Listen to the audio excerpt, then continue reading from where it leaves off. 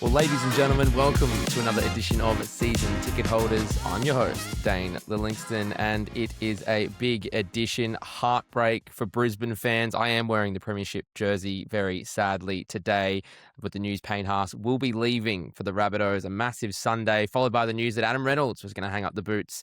A very dark day, Red Wedding-esque if you're a Game of Thrones fan out there. Just an absolute brutal one. To break it all down, I've got with me the Fox Sports News Brisbane reporter, futsal champion, jersey collector, and fellow short king, Joshua Bristow. Josh, welcome back to the show, mate. How you going?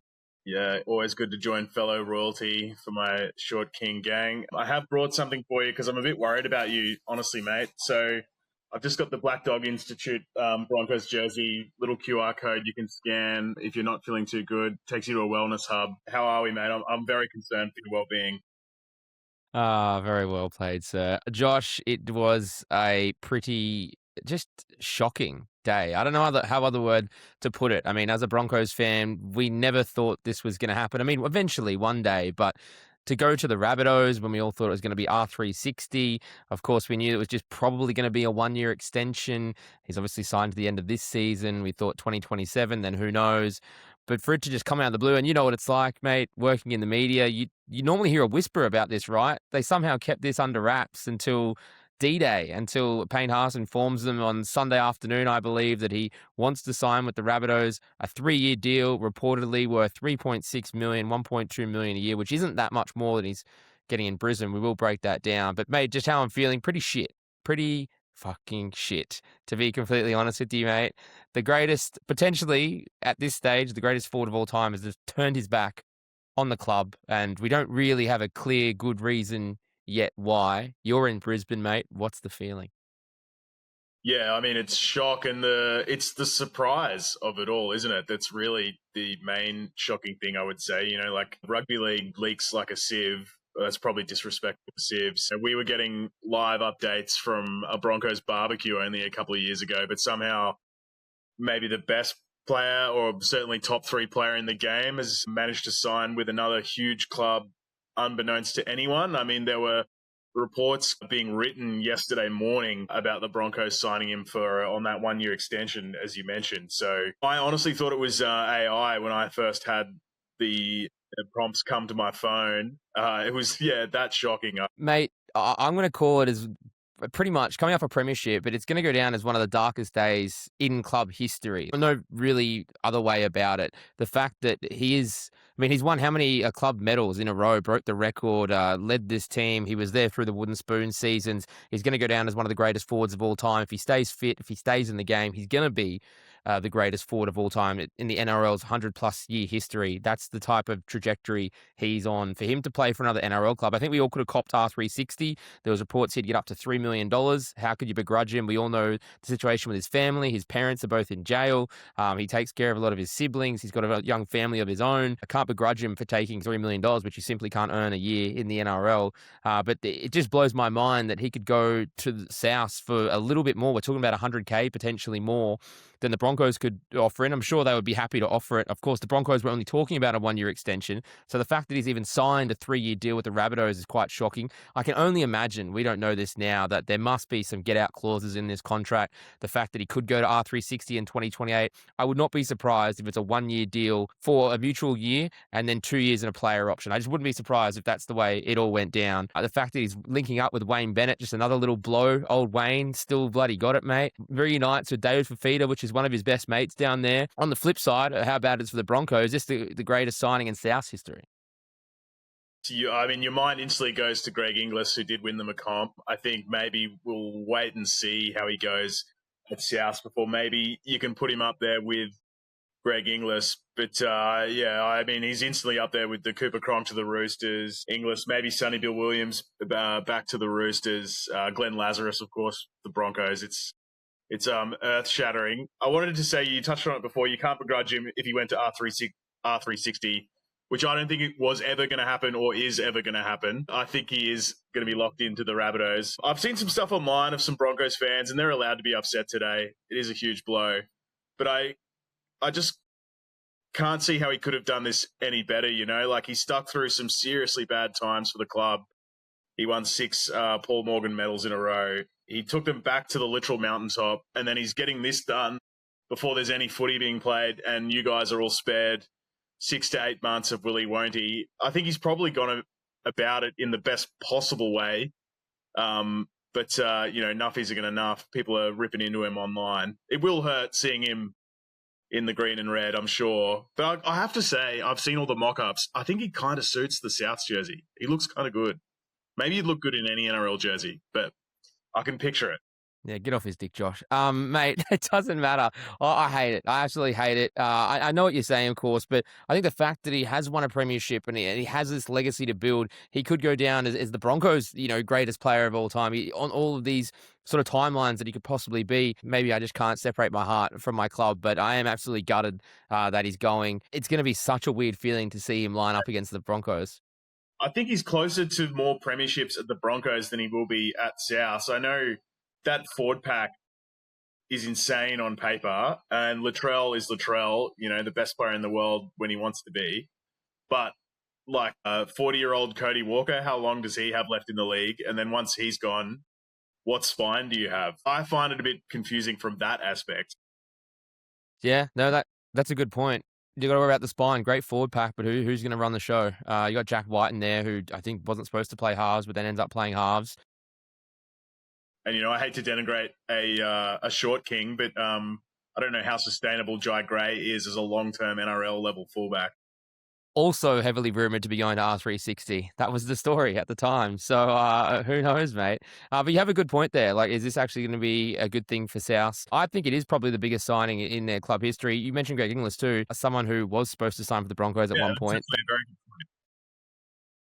Interestingly, I didn't go through the timeline, but breaking it down, this obviously happened Sunday afternoon. I'd just gotten back from work, but the Broncos send out their press release saying that Payne Haas won't be a Bronco after this season. Rabbitohs send one pretty much straight away saying that they've lodged a contract for 27, 8 and 9, both mentioning the cool-down period, the 10-day famous cool-down period. What do we think? I mean, it was interesting. They both mentioned, of course, they have to. Rabbitohs said they're not even going to comment until this 10-day cooling off period. We've seen it before. Is there any chance you reckon he gets cold feet, pulls the plug back, and this all becomes a big nothing story? I just love the concept of a 10-day cooling off period for a contract. Like in any other sport, you sign a contract, right? And it's a contract. It's just peak rugby league brain for me. Look, I'm only going off what I heard today. I was at the Broncos launch today, which was kind of awkwardly placed given all the news that broke around it. I think they're currently on a plane to London as we speak right now. And Dave Donaghy did front the media, and they sort of only briefly touched on the elephant in the room. Dave did, to me, interestingly say, what was the quote? I think I had it up before. It was like, he was addressing the crowd of fans that were there, and he was like, haven't spoken, if I could speak English, addressing the crowd of fans that were there at this launch. He said, having spoken to Payne and Adam, even though they're leaving at the end of the year, they will give it all in every game. And to me, that sounds like they're pretty resigned to him leaving after 10 days. But we did speak to Pat Carrigan afterwards, and he sort of entertained I'll support what he wants to do, but I do want him in a Broncos jersey if that gives you any hope. But to me, it sounded like he's told them he's going, and there's not much they can do about it. But look, crazier things have happened. David Fifita was going to the Roosters, wasn't he? Exactly. So it can happen. Like you said, this NRL media circus, we love it. Greatest game. Mate, what is just the vibe? Obviously, you are the reporter there in Brisbane for Fox Sports News. Like you said, very awkward timing. This podcast was originally going to be about the World Club Challenge. I know something you're a big fan of. We'll get into that later. But it turns into this massive story. They are on a plane to England as we speak. They're going to get set up in London, the World Club Challenge against Hull KR, not for another week and a half. But now the story, obviously, you're at the launch. Was there a foreboding sense? Like, what was it like there? Was it like a funeral, or, you said they didn't really want to touch on it too much. Just give us a sense of the vibe 24 hours after all this real big breaking news. Yeah, it was a bit weird, to be honest. They said at the very start, the MC said, when we are going to touch on the elephant in the room, but that basically amounted to maybe two sentences across a sort of 45-minute presentation, which was, mainly centered around branding, the new logo and the new jersey, which I don't know, are you going to buy one of them? They look pretty nice, but I did see they're about $170. I don't know if you can afford that on the FSN money. As you know, I obviously can't. And no, I don't like the new logo. Go on record right now. I don't like the fact that they changed it just a year after winning it. At least give us a season in our premiership winning, I don't know, logo, right? I don't know. That's how I see it. How do you see it?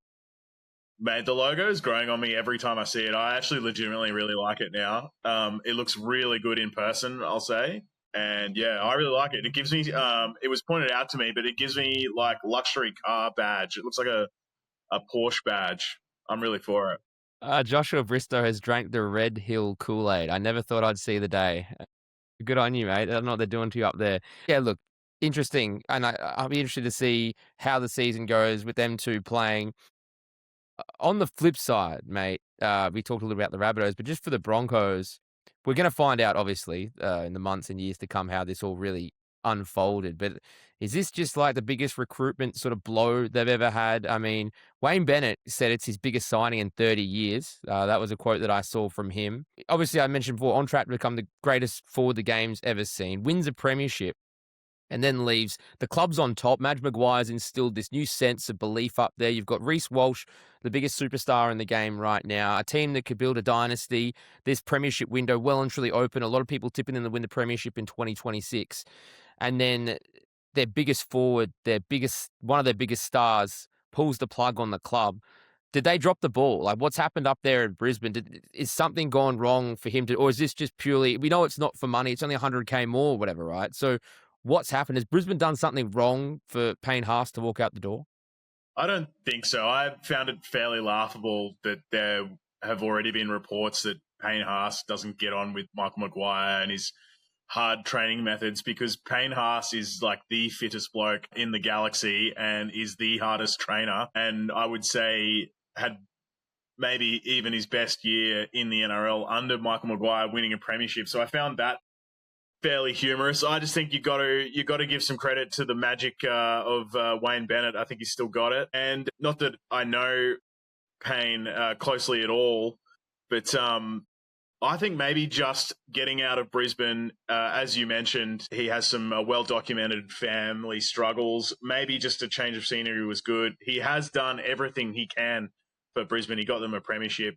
I can sort of see the view that he just wanted to see change, and South Sydney could give that to him, playing with a couple of his old mates and under maybe the best coach of all time. I don't think it will come out, as you said, later on. As I see it right now, I don't see like it's him leaving on bad terms with the Broncos. Yeah, you did mention Wayne Bennett, and I think he's probably the puppet master behind all this, mate. And I did see the quotes from him. I think there was an article in the Courier Mail, and something along the lines of Latrell Mitchell told him last year, go and get Payne, and he did. And I mean, once Wayne Bennett's in your ear, it's pretty persuasive. He, of course, got him to the Broncos, we can't forget, and he is really good friends with David Fifita, who, of course, is now with South.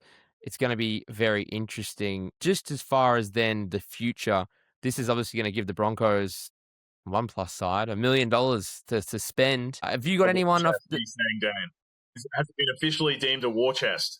Yes, I'm sure. Well, and then you add the $500K that Adam Reynolds was on. So we're looking at $1.5 million the Broncos are going to have after this year to go out and hunt. I've seen some names tossed around. I'll just give you a quick list of who could be available for 2027. Not the most exciting list. Emre Gula, Sam Hughes, Francis Molo, Caden Lars, Toby Rudolph, and Lindsay Smith available for 2027. Does any of them get you hard? Well, I mean, funny you should mention Toby Rudolph. I was actually in Byron Bay last week, walking up the main street. This is on like a Friday afternoon. Who do I see but Toby Rudolph by himself, wearing nothing but Cronulla Sharks budgie smugglers, just getting around. Incredible sight. So yes, maybe I was a little bit hard after seeing that. Yeah, no, none of them particularly get me hard in a footy sense. I don't know if they really need to go out there. I mean, they have huge raps on Ben Takura coming up. I think he played a couple of first-grade games last year. He's a big horse. And Xavier Willison, of course, I mean, he sort of did arrive last year in the finals, didn't he? I think they're sort of the two guys that would be earmarked. But I mean, it is a whole, like, there's no possible way you can replace Payne Haas, is there? But I don't particularly know if they need to get the checkbook out right now. I think you can maybe wait for a year or two until the right guy comes up.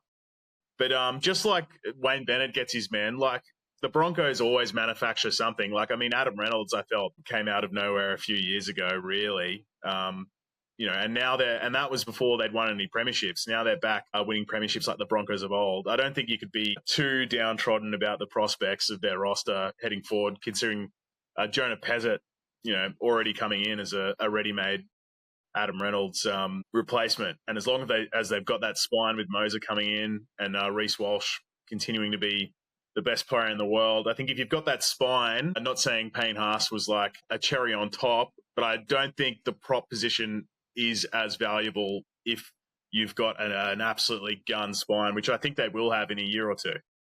You're right. And we are going to touch on Adam Reynolds very shortly. And luckily, that spine conversation is working out. I just wanted to quickly touch on then if they were to wait a year, a few names off contract with the likes of a Mitch Barnett, Jermaine Hopgood, Mo Fodawaker, Corey Horsburgh, Max King, Terrell May, Stefano Utoikamanu, Jack Williams. So there are some bigger names if there's no rush, like you said.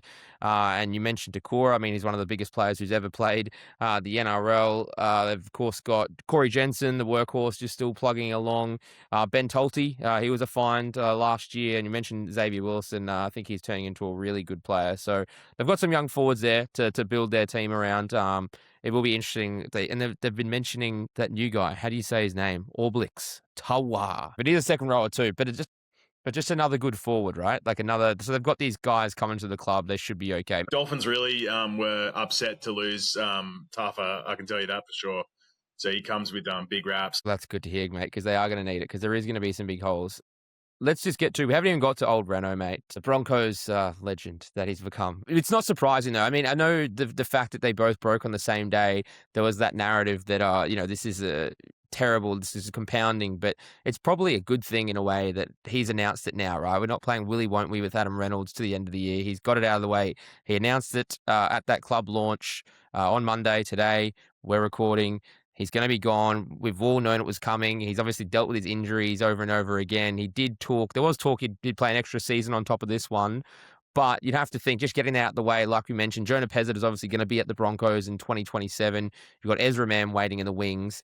It looks like they've finally got something right. I know the Broncos' spine went through like a decade of like just trying to pick the next Darren Lockyer, punching guys like Tom Dearden and just really dropping the ball. It looks like they've got a nice... Corey Norman can be a star player in the NRL. So did the Broncos, the next Darren Lockyer, one of many. Mate, Reno, what did you make of that? I did see the clip, him making the announcement at the launch. A good move just to get it out of the way now? Yeah, I mean, as you know, you've got Payne Haas being the ultimate surprise on one, and this being not that. I think it was probably the only way it was really going to go. He's struggled with soft tissue injuries for the last couple of years.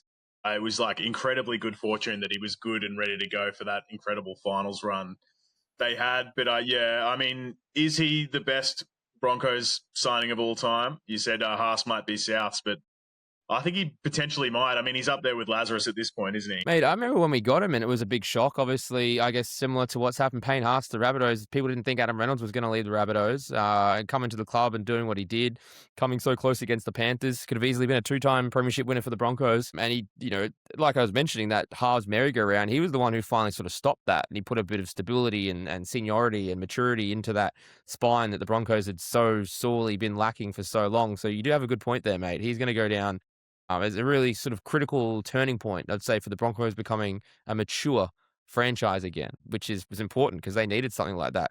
Just absolutely important. $500,000 though, he's only on. I mean, fair for his age, but like we mentioned, do get taxed a little bit. But yeah, no, I mean, so we're looking at 1.5, 1.6 the Broncos are going to have to play with now. Like you mentioned, they also said that he's going to stay on, right? That's the belief. He wants to stay in Brisbane. He wants his family to stay in Brisbane. He's going to stay on as like some sort of halves mentor. He's mentioned several times potentially being a coach down the track. Do you reckon that's the trajectory he's on? They're going to keep him around, get some experience with Brisbane behind the scenes now, and we can potentially see him as a head coach one day? Yeah, I mean, that's the pathway, isn't it? You either become a head coach or you take a job from young Dane or Josh and get on the sidelines, man. We'll get there one day, buddy. We'll just have to bring our own boxes. Yeah, so look, it's going to be interesting, mate, how they gets all done. It'd be very sad to see Adam Reynolds go, but it is time. And Ben Hunt, you'd have to think, what is the latest with Ben Hunt? When do we think he's going to pull out the boots as well? It's going to be weird if he would have gone down too, right? Yeah, I think he's undecided, but I would think he's probably wrapping up at the end of this year too. You have one last ride, as they were all calling it today, have a shot, and then mainly I just think from the club's perspective as well, because they can't tell Blake Moser to wait in Queensland Cup forever. He's ready to go. I saw he's going to England on that extended bench, so he's not going to play, but they certainly are trying to show him that you are the future. That, it didn't really work out. Was it Kobe Black with Jonah Pezzett coming in? But as I said before, I think if it all goes to plan, I think the spine can make up for Haas's departure with Moser, Pezzett, Mam, and Reese. Like, that excites me. You are right, and they've got a lot of things right. Reese is signed to the under 29, Carrigan to the under 28. We've seen Gemmet Shibasaki and what he's done last year. We've obviously got Katoni Staggs signed now as well. He's been a superstar. I'm a big fan of his. And yeah, plenty of players working in the wings. I think they've got pretty good depth coming into this year. It's the World Club Challenge, which they have just headed off on. You're a big fan, right? You're a big fan of this game. It hasn't been played a couple of years. Penrith, and no Australian clubs won it since 2020, but they have skipped a few years for COVID and scheduling reasons. Now, I saw Tony Staggs' press conference a few days ago saying that they are taking it very seriously and not as a holiday, which I'm sure is the exact same grab that every player and every team gives every year. What do you reckon they're going to treat this game as? Just remember, and Hull KR coming off a 104-0 win over there against Lock Lane, wherever the fuck that is. Are they taking this seriously? I think they are, just a chance, because I can't see a Michael Maguire coach team take this lightly at all. And it is funny, like the teams that take it seriously and the ones that don't. I think in the past, the Broncos could probably be accused of taking it lightly when they lost that game in 2007, and then I think in 2001. They were pretty bad from memory in those games, and they had some stacked lineups. But yeah, I think they're going for it. I just remember back to when I was in North Queensland and the Cowboys went on that World Club Challenge. They were serious about being world champions. They kept harking on about being world champions, and I think they absolutely flogged Leeds. And I know JT was pumped up to get that trophy in his cabinet. So I think they are going there like that. But that said, Penrith weren't able to do it over there. I think they'll tell you that the refs were against them as well that night against St Helens. And actually, I was surprised. I looked it up. Penrith have never actually won a World Club Challenge, and they've had like 4 cracks at it. Very interesting. It got cancelled in 2022. Then they lost that one at Penrith, 13-12 to St Helens before the 23 season, which was pretty shocked. And then over there in England, they lost 16-12 to Wigan in 24, and they cancelled it because I think they withdrew last year. So and they you're lost right. in 04 and 92. There you go. Hitting with the stats, mate. No, but I mean, look, as a fan, I like the concept. I like they're going over there and doing it. Also, this could have been played in Dubai. Let's not forget. Offered $1.5 million for the Broncos to take this game to Dubai, but Hull couldn't do it because of scheduling reasons. Mate, what did you make of that? Imagine if they were playing this game in Dubai. Yeah, imagine. I mean, we've already given rugby league soul away to gambling companies. Why not give it away to totalitarian Middle Eastern governments? So I think it's right up on rugby league's alley to do that. Mate, I love the idea of the World Cup Challenge, but I just think it's a bit Mickey Mouse, isn't it? It's like a trial game for the NRL. It's sandwiched in between a Challenge Cup and a Super League game for Hull, and it's also not the teams that won the comp, because it's played a year after. But it's just hard, isn't it? And the golf in the competitions too. Like, I mean, I know they tried expanding it in '97. It was just a complete clusterfuck. So I don't know really what you. It's like a funny bit of trivia, I guess. I don't hate it. It was something fun for the real nuffies like you to watch it. Is it 2 a.m. in the morning?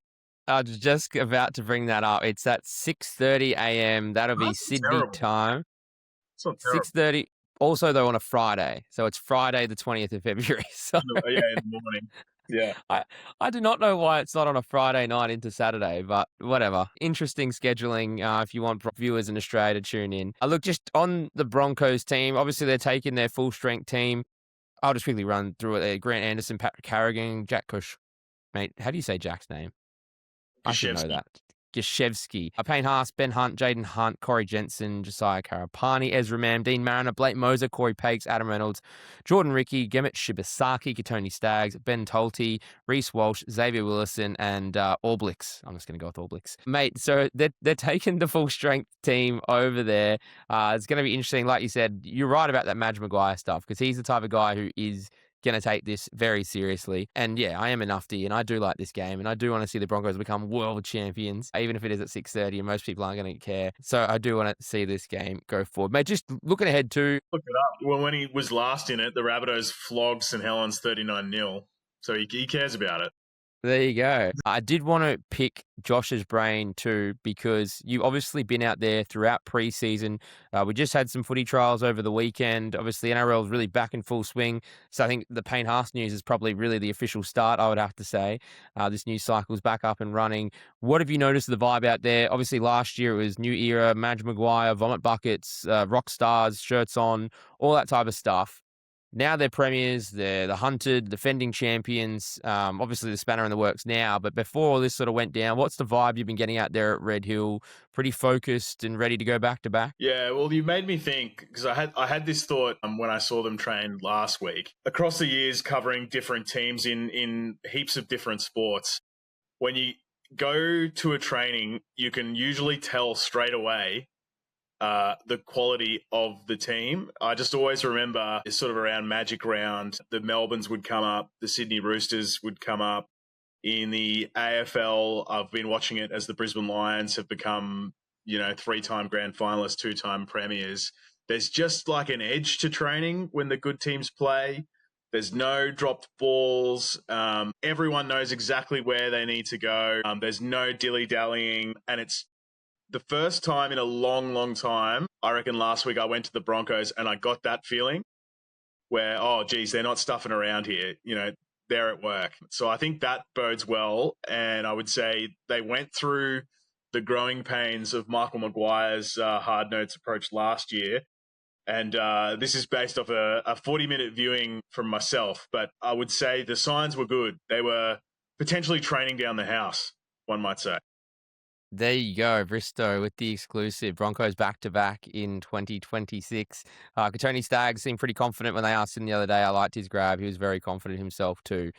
So, yeah, I mean, obviously, bias again. But I reckon they've got the team to go back-to-back. I mean, why not? Now, like you mentioned, that narrative, the last dance, because that's probably how this is going to play out now, and especially if Ben Hunt decides to hang up the boots. You got Payne Haas, Adam Reynolds, potentially Ben Hunt joining them out the door. It's going to be very interesting to see, obviously, Payne Haas and Reynolds integral to what this team's been able to do.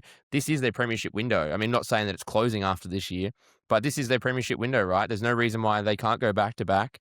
If Reece Walsh fires again, if Payne Haas doesn't drop, and I don't think he's the type of player who is going to drop one bit just because he's going to a different club. Like, he is the forward he is, because he is so fit and he puts in the work. I remember a game when he asked for a release an hour before kickoff, and then the entire stadium booed him. And I think he played one of the best games he had in that season up to that point. So I wouldn't be worried about Payne Haas at all. I think the one, though, is Reece Walsh. Like, how can he build on maybe the greatest game we've ever seen a player play, not just in a grand final, but of all time? But then there is the double-edged sword, right? Like, what could that do also to a bloke's ego when you're that young and you're that good? And, dare I say it, the rock stars of Brisbane to old reappear. I'm really fascinated to see how that story goes this year. I think that will be key more than anything else. Have you noticed any change in just their demeanour? I know, I've heard a bunch of different stories about what they can be like to deal with, but have you noticed much of a shift from being the premiers heading into 26? Not really. I'll say probably the biggest change was from the end of the Kevy era to sort of about just before the finals. I reckon that was when they did their main growth. There was like a lot of unhappiness towards the end of Kevy's term, but I think, and then also a bit of unrest into how hard they were being trained to the start to midpoint of Madge. But I think it's sort of generally, they've sort of leveled out to a sort of quiet confidence without being, how do I say this, dickheads that they might have been overtly in years gone by. That's good to hear, mate. And the Reece Walsh thing is going to be very interesting. You'd think teams work him out, or does he just keep getting better? Can he stay up to that level? Like we've seen plenty of players come in and have an amazing couple of seasons, and then just sort of fade away. If think of like an Anthony Milford or a Ben Barber, or there's just players who have just had these incredible years and been on top of the entire NRL, and then just can't keep that consistency, especially in that type of position that demands so much. But I don't think he's going to fall into that category, and I think that he can keep getting better, but he is going to be very much targeted. Mate, I just want to get into... Actually, I do just want to get your prediction then. Broncos premiers back-to-back, 26? Oh, I don't know if I could give them back-to-back. I think it's their comp to lose, though. I do still think people have written off Penrith maybe a bit too soon. I could really see... I mean, I can't say bounce back. They were in a prelim and a few minutes away from going to another grand final. I still think they'll, as long as they have Cleary and a good supporting cast, I think they'll be good. I think the Wars will be good this year as well. And then, the Raiders will be thereabouts as well, you would hope. But yeah, I think it's the Broncos one to lose. But I think we say that about every premier, every season. But Roosters and then Penrith, they've sort of rewritten the rules around success in the NRL in recent years. I think, was it before Roosters, it was the Broncos, the last team to go back-to-back in like the early 90s. So I think knowing how competitive they are, they would want to say, well, we need to at least go back-to-back to put ourselves in the Penrith Roosters conversation. And as you said, they've got the motivation with all these guys leaving now, which... rugby league teams love a bit of manufactured motivation, but they've got some real stuff this time, but we will see. I just had an idea. It's The Last Dance. Tales of Tiger Town needs a sequel. Madge needs a redemption story. Get the documentary crew out there right now, Red Hill, mate, and follow this season. I would love that. I think that's a fantastic idea. Why not? Follow him around, see Madge behind the scenes. I'm sure he's very scarred from the last experience, but it's not the bloody Tigers. I believe Tales of Tiger Town has been scrubbed from the internet.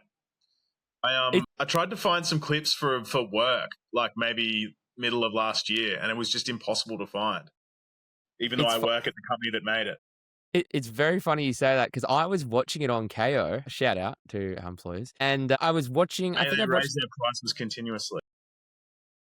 His words, not mine. No, and yeah, I watched about the first 2 episodes, and then I went back a week later, and you're right, it was just totally gone. And yeah. I don't know why they would take that off the library, because I don't think, it's not Netflix. Yeah, very interesting. I think you're right. They have... Maybe Madge has had a bit of a word, bit of pull now, especially. Wouldn't be surprised, mate. If anyone out there knows where to find Tales of Tiger Town... It's the lost tapes now, isn't it? It's lost media. Yeah, send us your torrents. Mate, before you go, Josh, I did just want to bang through some quick ones. NRL news. I'm just going to ask you, are these good or bad for fans? And I'm going to start with State of Origin in New Zealand. Good or bad? I think it's sick. I think it's great. I believe is the plan at the moment to play it on like a Sunday afternoon in New Zealand, which would be a Sunday night, which I think works. I really feel like, the Wars have tapped into something cool the last couple of years. Rugby union at the moment is really struggling. Even in New Zealand, they've got teams up against it financially. I think it's smart for rugby league to really try and put the boot in and further establish a stronghold over there. I'm all for it, and hopefully I can get on the plane. I was about to say, hopefully it's you and I over there covering it.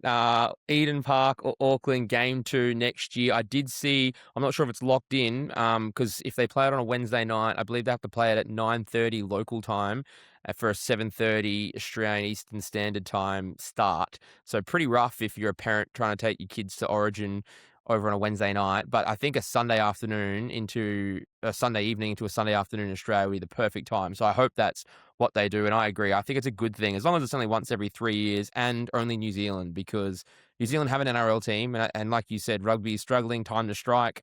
But if we start taking it to different countries outside of teams that have NRL teams, I think that's when it gets a bit sketchy. So I think as long as it stays there, that's what I'm happy for. State of Origin Game 2, 2036 in Saudi Arabia in Riyadh. Well, I'm glad you said that because that takes me to my next good or bad for fans. There was an article, the back page of the Telegraph, I don't know if Mail as well, on Sunday. Peter V'landys, plenty of good quotes in there talking about he wants to take NRL games to Japan, England, and the Middle East. That is the plan. He didn't say what Middle East country, but of course, we saw Dubai wanting to host a game for the World Club Challenge. So UAE, we're not sure, but would you be a fan of taking a game to one of those three countries, good or bad? Yeah, I like it. I mean, I go back to, it was reported a couple of months ago, wasn't it? The idea of like a world opening round. I really liked that idea when it was tabled. Like, it sounds insane, but I just think it would be perfect for Landies, and you could stage it so that there's you have a whole day of footy from different parts of the world. I think that would be awesome. And it also maybe solves the issue they might have coming up of Vegas running its course. I mean, I don't know how expensive it is these days, but I saw a video of beers at the Super Bowl today being $20 US, which I believe means that's about $40 Aussie for a beer. And there was a burger on sale for $180 US. So I think maybe as Vegas maybe runs its course over the next couple of years, what happens to America. We're not a politics podcast. I think it's probably smart to think about what could be after Vegas. Well, it's funny you say that. So in the article, Peter V'landys said they're targeting Miami, which I can confirm also has exorbitant alcohol prices. I was there on Kentucky many years ago now, but the two most expensive cities I went to all across America was probably Vegas and Miami. So you meet some friends there and miss a bus or something? I did miss a bus. I did. It was spring break in Daytona Beach, and that's all I'm going to say on this podcast, okay, Joshua. And they were the two most expensive cities. So Peter V'landys said, he did actually say, so this deal with the Vegas runs out at the end of 28. It's a 5-year deal. He said Nevada is keen to extend that deal, but he did mention Miami as the next target. And in that article, he specifically said Japan, England, which of course would make sense with the Super League. They could play it. They could play one now like they do with Vegas. Middle East is probably the most interesting one. Like you said, it's basically blood oil money. And do they have any interest at all? And do we even want to go over there as tourists? I mean, like Japan makes sense because you can get a $600 return flight from Jetstar. I know. I did it from Osaka. Go Universal. Fuck it. It's a great trip. But does it make any sense to go to like the Middle East when flights aren't that cheap? I mean, England's not cheap either, but plenty of Aussies would go over there. I like it, but yeah, it definitely has to be selective. I think Japan would be good. Just going to wrap it up with our final one, mate. Good or bad for fans. There was plenty of made in the offseason about the NRL rule changes, the kickoff. There was a lot of debate. It got denied in the end. No kickoff changes, mate. Good or bad for fans? They obviously, if you didn't know, they wanted to give the option to the losing team to decide if they kick or receive. Good or bad, mate, that they ended up knocking it back? Yeah, I think it's good, but I mean, the way that they got there sort of still makes me concerned. That's sort of I love the, what's the word, like the adventurousness of the V'landys era, but I also hate this like, oh, well, I want this, it'll just happen.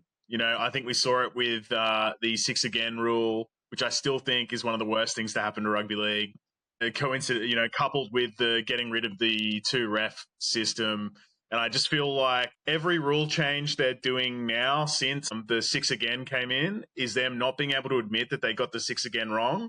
And they're just trying to trim around the edges to try and get back to where we were 5 years ago without having to admit that they got the 6 again rule wrong. So I think it's good that we didn't implement a massive fabric of the game changing rule only weeks before a game was meant to be played. But I'm really concerned that it even got to this point.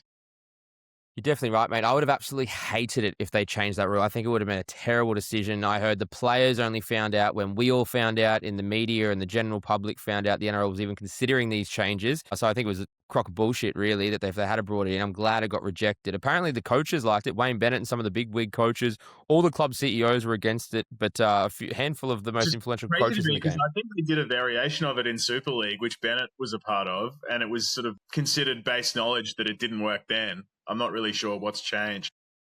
And I believe the plan is still to trial it at the back end of the season, or at least in State Cup.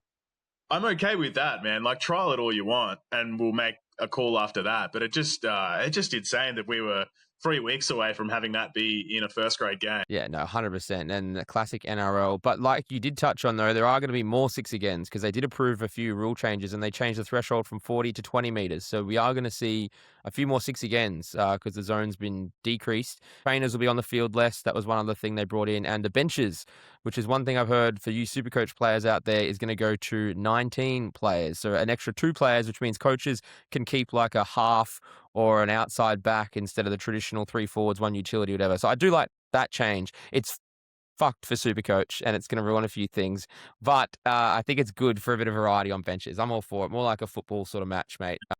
The more I think about it, I really like the sort of potential tactical aspect of because you have 6 players to pick from, but only 4 of them can get on the pitch.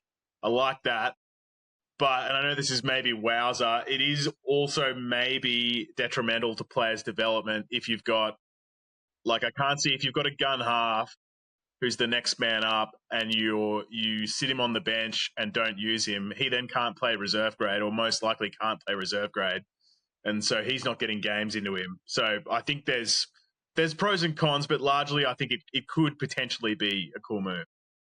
Yeah, you're right, man, because it is going to be like, like a Premier League for you who follow soccer, and, players can make a team but just languish on an extended bench for the entire season just about and never get game time. So it can really stunt your growth. And so this could turn out to be a dud as well. I could totally see them changing it after a season because, if you've got your next half sitting on an extended bench who's only ever going to come for an injury or if they're up 40-0 and they don't give a shit, just want to give them some minutes. But if that's rare, that you might get 2-3 games a year and then miss on all that important cup development. So it could be totally cooked as well. But interesting, mate. They're bringing it in. Like you said, Uncle Peter, he gets what he wants and he wants to give it a crack. So my thought is maybe like, does it precede this long mooted like national reserve grade? Because I feel like if the NRL have complete control of reserve grade and it's NRL teams playing NRL teams, maybe they can manufacture it so that the 2 teams would have a reserve grade game the next day or something, and they would be able to then play. But I mean, that's crystal balling a bit too hard. I think I need a glass of water. Well, thanks, Josh. We'll see how the Broncos go. No worries, mate. Just go hug your Reece Walsh body pillow. It'll all be all right, mate. We'll just have to wait and see. Thanks again for joining us, mate. And thank you for supporting us. Give us a like, give us a follow on YouTube, or rate us on Apple and Spotify. It would be a real big help. Thanks for listening. We'll talk to you soon. Take care. Bye-bye.